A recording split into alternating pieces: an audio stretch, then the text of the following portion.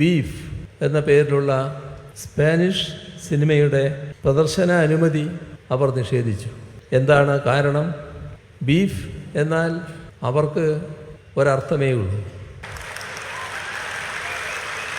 എന്നാൽ ബീഫ് എന്ന ഭക്ഷണ പദാർത്ഥവുമായി സിനിമയ്ക്ക് പുലബന്ധം പോലും ഇല്ലായിരുന്നു.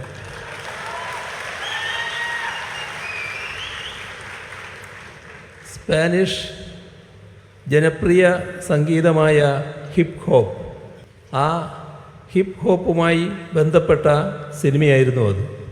ഹിപ്പ് ഹോപ്പ് സംഗീത സംസ്കാരത്തിൽ ബീഫ് എന്നാൽ അർത്ഥം പോരാട്ടം, കലഹം എന്നൊക്കെയാണ്. ഇത് തിരിച്ചറിയാതെ ബീഫെന്ന് കേട്ടയുടൻ ഇവിടുത്തെ ബീഫാണ് എന്ന് കണക്കാക്കി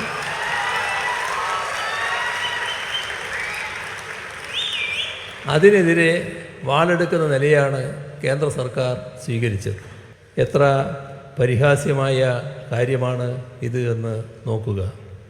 ഒടുവിൽ തങ്ങൾ ഉദ്ദേശിക്കുന്ന ബീഫല്ല ഇതെന്ന് മനസ്സിലായപ്പോഴാണ് അതുൾപ്പെടെയുള്ള സിനിമകൾക്ക് പ്രദർശന അനുമതി നൽകുന്നത്. രാജ്യത്ത് നിരവധി ചലച്ചിത്രമേളകൾ നടക്കുന്നുണ്ട്. അതിൽ നിന്നെല്ലാം വേറിട്ട് നിൽക്കുന്ന നിരവധി പ്രത്യേകതകൾ IFFK'ക്കുണ്ട്. അതിജീവനത്തിനായി പൊരുതുന്ന മൂന്നാം ലോക രാജ്യങ്ങളിൽ നിന്നുള്ള സിനിമകൾക്കാണ് ആരംഭകാലം മുതൽ ഇന്നോളം IFFK'യിൽ പ്രാമുഖ്യം നൽകിപ്പോന്നിരുന്നത്. മാത്രമല്ല, ആഫ്രോ ഏഷ്യൻ, ലാറ്റിൻ അമേരിക്കൻ രാജ്യങ്ങളിൽ നിന്നുള്ള സിനിമകളെ മാത്രമാണ് മത്സര വിഭാഗത്തിൽ ഉൾപ്പെടുത്തുന്നത്. IFFK'യുടെ ഈ രാഷ്ട്രീയ നിലപാടിന് ശക്തമായ അടിവരയിടുന്നതാണ് ഈ 30ാം പതിപ്പ്. മേളയുടെ ഉദ്ഘാടന ചടങ്ങും അവിടെ നൽകിയ പുരസ്കാരങ്ങൾക്ക് അർഹരായവരെയും പരിശോധിച്ചാൽ ആർക്കും ഇത് ബോധ്യമാകും. സ്വാതന്ത്ര്യവും ജനാധിപത്യ മൂല്യങ്ങളും ഉയർത്തിപ്പിടിച്ച ഈ മേളയുടെ ഉദ്ഘാടന ചിത്രം പലസ്തീൻ 36 ആയിരുന്നു. 1936 ബ്രിട്ടീഷ് അധിനിവേശത്തിനെതിരെ പൊരുതിയ പലസ്തീനികളുടെ അതിജീവന കഥ പറഞ്ഞ ചിത്രമായിരുന്നു അത്. ഉദ്ഘാടന ചടങ്ങിൽ വിശിഷ്ട അതിഥിയായി പങ്കെടുത്തത് Palestine ambassador his excellency Abdullah Abu Shaisha. കറുത്ത വർഗക്കാരോടുള്ള വംശീയ മുൻവിധികൾക്കെതിരെ സിനിമയിലൂടെ അതിശക്തമായി പൊരുതുന്ന കനേഡിയൻ സംവിധായിക കെല്ലി ഫൈഫ് മാർഷലിനാണ് ഇത്തവണ സ്പിരിറ്റ് ഓഫ് സിനിമ അവാർഡ് സമ്മാനിച്ചത്. സ്വതന്ത്ര ചലച്ചിത്ര പ്രവർത്തനത്തിൻ്റെ പേരിൽ ഇറാൻ ഭരണകൂടത്തിൻ്റെ സെൻസർഷിപ്പിനും ശിക്ഷാവിധികൾക്കും ഇരയായ മുഹമ്മദ് റസൂലോഫാണ് അന്താരാഷ്ട്ര മത്സര വിഭാഗത്തിൻ്റെ ജൂറി ചെയർമാൻ. അങ്ങനെ അടിമുടി പുരോഗമന രാഷ്ട്രീയ നിലപാട് ഉയർത്തിപ്പിടിക്കുന്ന മേളയാണിത്. എന്നാൽ ഇത്തവണ പതിവില്ലാത്ത ഒരു പ്രതിസന്ധി കൂടി മേളക്കുണ്ടായി. കൂടി അതിനെക്കുറിച്ച് പരാമർശിച്ചു കഴിഞ്ഞു. കേന്ദ്ര വാർത്താവിനിമയ പ്രക്ഷേപണ മന്ത്രാലയമാണ് അസാധാരണമായ പ്രതിസന്ധികൾ സൃഷ്ടിച്ചത്. 19 സിനിമകൾക്ക് പ്രദർശന അനുമതി നിഷേധിച്ചുകൊണ്ട് ഈ മേളയുടെ ആവിഷ്കാര സ്വാതന്ത്ര്യത്തിന് മേലുള്ള ഒരു കടന്നുകയറ്റം.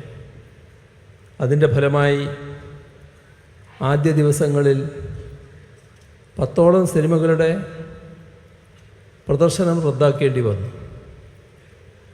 സംസ്ഥാന സർക്കാരിൻ്റെ പ്രതിഷേധത്തെ തുടർന്ന് 13 സിനിമകൾക്ക് പ്രദർശന അനുമതി ലഭിച്ചു. എന്നിട്ടും 6 എണ്ണത്തിനുള്ള പ്രദർശനാനുമതി നിഷേധിച്ചു. ഭിന്നസ്വരങ്ങളെയും വൈവിധ്യമാർന്ന സർഗാവിഷ്കാരങ്ങളെയും അടിച്ചമർത്തുന്ന സംഘപരിവാർ നയങ്ങളുടെ ഒടുവിലത്തെ ഉദാഹരണമായി വേണം ഇതിനെ കാണുവാൻ. അങ്ങേയറ്റം അപഹാസ്യമായ തീരുമാനങ്ങളായിരുന്നു കേന്ദ്ര വാർത്താവിനിമയ പ്രക്ഷേപണ മന്ത്രാലയത്തിൻ്റേത്. ഉദാഹരണത്തിന് ബീഫ് എന്ന പേരിലുള്ള സ്പാനിഷ് സിനിമയുടെ പ്രദർശന അനുമതി അവർ നിഷേധിച്ചു. എന്താണ് കാരണം? ബീഫ് എന്നാൽ അവർക്ക് ഒരർത്ഥമേ ഉള്ളൂ.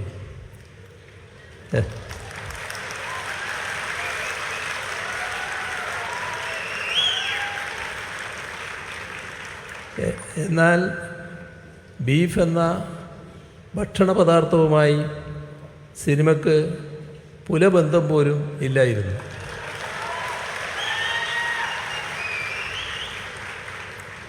സ്പാനിഷ് ജനപ്രിയ സംഗീതമായ ഹിപ്പ് ഹോപ്പ്, ആ ഹിപ്പ് ഹോപ്പുമായി ബന്ധപ്പെട്ട സിനിമയായിരുന്നു അത്. ഹിപ്പ് ഹോപ്പ് സംഗീത സംസ്കാരത്തിൽ ബീഫ് എന്നാൽ അർത്ഥം പോരാട്ടം, കലഹം എന്നൊക്കെയാണ്. ഇത് തിരിച്ചറിയാതെ ബീഫെന്ന് കേട്ടയുടൻ ഇവിടുത്തെ ബീഫാണ് എന്ന് കണക്കാക്കി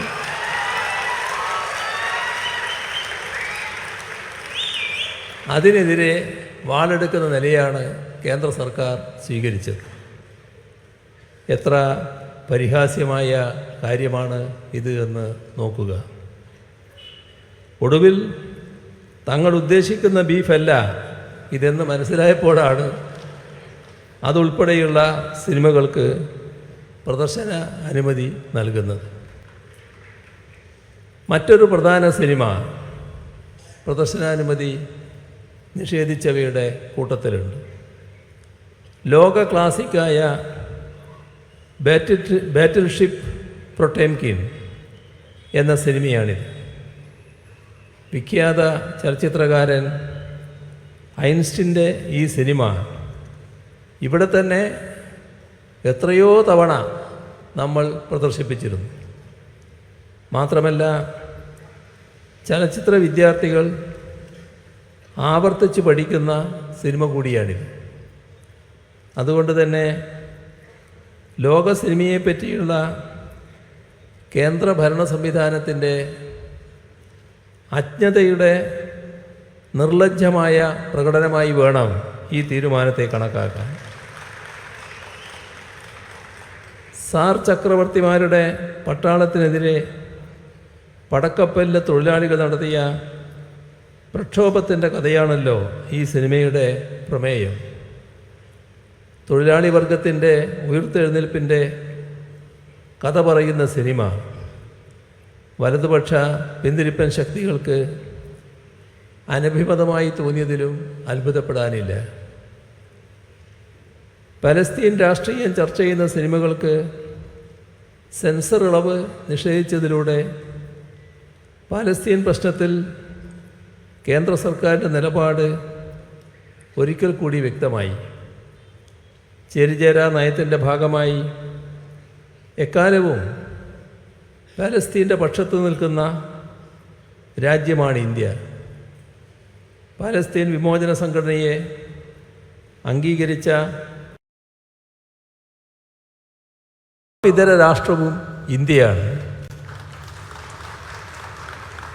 പാലസ്തീൻ്റെ ചരിത്രത്തിലെ ഏറ്റവും സംഘർഷഭരിതമായ ഒരു കാലത്തെ ആ ദേശത്തിൻ്റെ ജീവിത കാഴ്ചകളെ കേരളം കാണേണ്ടതില്ല എന്ന രാഷ്ട്രീയ പ്രേരിതമായ തീരുമാനമാണ് ഈ വിലക്കുകൾക്ക് പിന്നിൽ.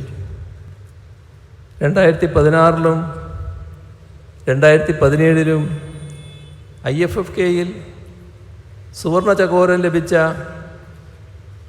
വാജിബ്, ക്ലാഷ് എന്നീ ചിത്രങ്ങൾക്കും പ്രദർശനാനുമതി നിഷേധിച്ചു.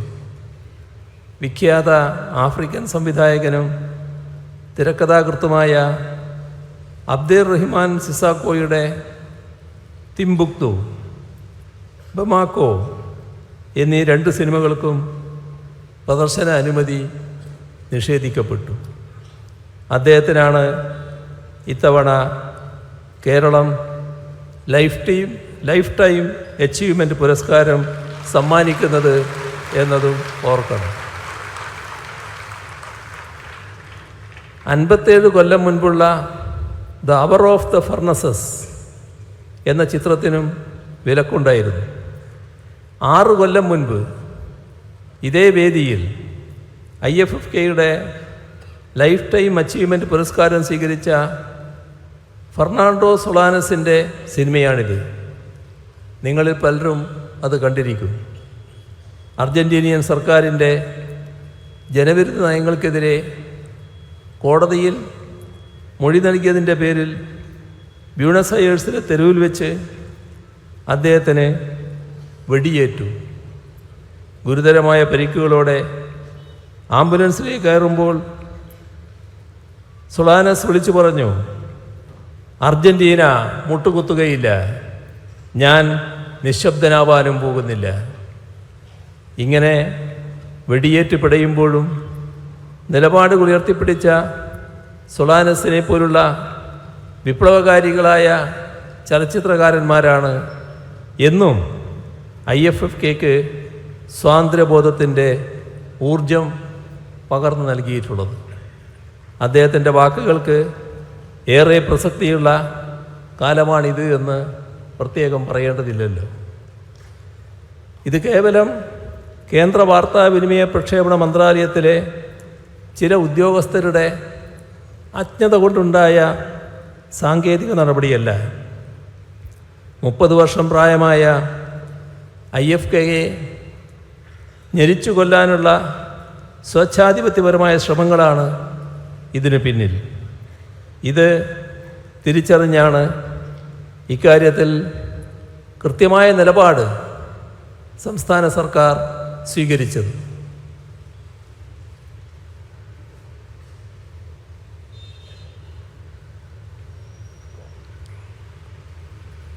പ്രദർശനാനുമതി നിഷേധിച്ച എല്ലാ സിനിമകളും വിലക്ക് മറികടന്നുകൊണ്ട് പ്രദർശിപ്പിക്കാനുള്ള തീരുമാനം അതിൻ്റെ ഭാഗമായിരുന്നു. അതുവഴി ലോകത്തെ മുൻനിര മേളകളിൽ പ്രദർശിക്കപ്പെടുകയും അംഗീകാരങ്ങൾ നേടുകയും ചെയ്ത സിനിമകൾ കാണാനുള്ള ഡെലിഗേറ്റുകളുടെ അവകാശത്തിനൊപ്പമാണ് സർക്കാർ നിലകൊണ്ടത്. നിങ്ങളോട് ഉറപ്പിച്ച് പറയാൻ ആഗ്രഹിക്കുന്നു, ജനാധിപത്യ വിരുദ്ധമായ ഏത് ഫാസിസ്റ്റ് നടപടിയെയും ചെറുത്തുകൊണ്ട് IFFK ഇവിടെ തന്നെ ഉണ്ടാവും.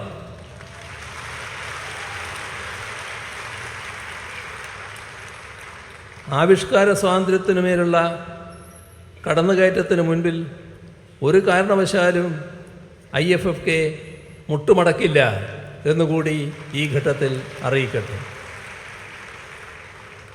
IFFKയിലെ സിനിമകളുടെ കാര്യത്തിൽ മാത്രമല്ല, ഏതൊക്കെ സിനിമാ പ്രവർത്തകർ കേരളത്തിൽ വരണം എന്ന് തീരുമാനിക്കാനുള്ള സ്വാതന്ത്ര്യത്തിൽ പോലും കേന്ദ്ര സർക്കാർ കൈകടത്തി തുടങ്ങിയിരിക്കുന്നു. അതീവ ഗൗരവമായ കാര്യമാണിത്. വിദേശകാര്യ മന്ത്രാലയത്തിൻ്റെ പോർട്ടൽ വഴിയുള്ള പൊളിറ്റിക്കൽ ക്ലിയറൻസ് എന്ന കടമ്പ കടന്നു വേണം ചലച്ചിത്ര പ്രവർത്തകരെ മേളയിലെത്തിക്കാൻ. പോർട്ടലിൽ അപ്ലോഡ് ചെയ്യപ്പെടുന്ന വ്യക്തിവിവരങ്ങളിലൂടെ രാഷ്ട്രീയാഭിമുഖ്യം മനസ്സിലാക്കി ചില ചലച്ചിത്ര പ്രവർത്തകർക്ക് സന്ദർശന അനുമതി നിഷേധിക്കുന്ന നടപടി ഇത്തവണയുമുണ്ടായി. അത്യന്തം പ്രതിഷേധാർഹമായ കാര്യമാണിത്. ഞങ്ങൾക്കിഷ്ടമില്ലാത്തത് നിങ്ങളറിയേണ്ട, ഞങ്ങൾക്കിഷ്ടമില്ലാത്തവരുമായി നിങ്ങൾ സഹകരിക്കണ്ട എന്ന മട്ടിലുള്ള ഫാസിസ്റ്റ് പ്രവണത എതിർക്കപ്പെടേണ്ടതാണ്. ഈ മേളയിലെ മത്സര വിഭാഗത്തിൽ പ്രദർശിപ്പിച്ച തുർക്കി സിനിമയുടെ സംവിധായകനും നിർമ്മാതാവിനും അസർബൈജാനിലെ ഒരു ജൂറി അംഗത്തിനും ഇത്തവണ വിസ നിഷേധിക്കപ്പെട്ടു. ഞാനാണോ, എൻ്റെ രാജ്യമാണോ പ്രശ്നം എന്നാണ് അവർ പരസ്യമായി ചോദിച്ചത്. മാത്രമല്ല, ഇന്ത്യയിൽ വരാൻ അനുമതി നൽകാത്തത് നിരാശാജനകമാണ് എന്നവർ പ്രതികരിക്കുക കൂടി ചെയ്തു. എത്രമാത്രം പരിഹാസ്യമായ കാര്യങ്ങളാണിതൊക്കെ! ലോകത്തിനു മുന്നിൽ നമ്മുടെ രാജ്യത്തെ നാണം കെടുത്തുന്ന നടപടികളില്ലേ ഇത്? ഇതിനെതിരെ വലിയ പ്രതിഷേധങ്ങൾ ഉയർന്നു വരിക തന്നെ വേണം. നമ്മുടെ സാംസ്കാരിക ഇടങ്ങൾ തിരിച്ചു പിടിക്കുക എന്നത് ഈ കാലഘട്ടത്തിൻ്റെ അനിവാര്യമായ രാഷ്ട്രീയ ദൗത്യമാണ്. വർഗീയതക്കും സങ്കുചിത ചിന്തകൾക്കും വിട്ടുകൊടുക്കാനുള്ളതല്ല കേരളത്തിൻ്റെ മതേതര സാംസ്കാരിക ഭൂമിക. ആ ഇടങ്ങൾ സംരക്ഷിക്കാനും തിരിച്ചു പിടിക്കാനുമുള്ള പോരാട്ടത്തിൽ യാതൊരു വിട്ടുവീഴ്ചയുമില്ലാതെ സംസ്ഥാന സർക്കാർ നിങ്ങളോടൊപ്പമുണ്ടാകും. ഈ മേളയുടെ ജീവാത്മാവായ നിങ്ങൾ ഓരോരുത്തരും ആ മുന്നേറ്റത്തിൽ സർക്കാരിനൊപ്പം കൈകോർക്കണം എന്നാണ് അഭ്യർത്ഥിക്കാനുള്ളത്. മനുഷ്യപക്ഷത്ത് നിൽക്കുന്ന കലയിലൂടെ നമുക്ക് ഒരുമിച്ച് പ്രതിരോധം തീർക്കാം എന്നറിയിച്ചുകൊണ്ട് നിറഞ്ഞ സന്തോഷത്തോടെ IFFK-യുടെ സമാപന സമ്മേളനം ഉദ്ഘാടനം ചെയ്ത് അറിയിക്കുന്നു. പുരസ്കാരത്തിന് അർഹരായ മുഴുവൻ പ്രതിഭകളെയും അഭിനന്ദിക്കുകയും ചെയ്യുന്നു.